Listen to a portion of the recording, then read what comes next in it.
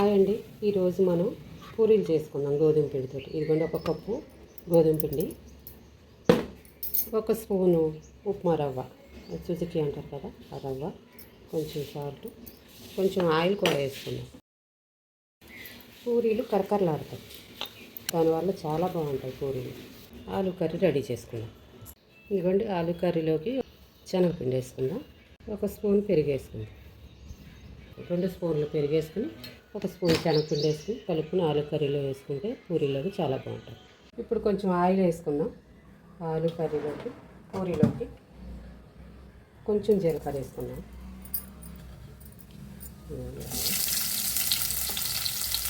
కొంచెం సాల్ట్ వేసుకుందాం అండి. పచ్చిమిర్చి, పావు స్పూను అల్లం వెల్లుల్లి పేస్ట్ సరిపోతుంది.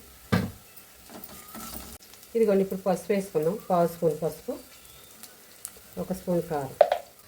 ఇదిగోండి ఇప్పుడు పెరుగు శనగపిండి కలుపుతుంది వేసుకుందాం.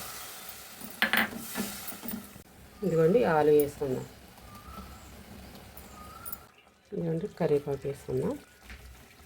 రెడీ అయిపోయింది, దగ్గరికి వచ్చేసింది. ఇంకొక నిమిషం అయితే గ్యాస్ కట్టేసుకోవచ్చు. కొత్తిమీర వేసుకుని గ్యాస్ కట్టేసుకుందాం. ఇదిగోండి ఇప్పుడు మనం పూరీలు వేసుకుందాం. లాస్ట్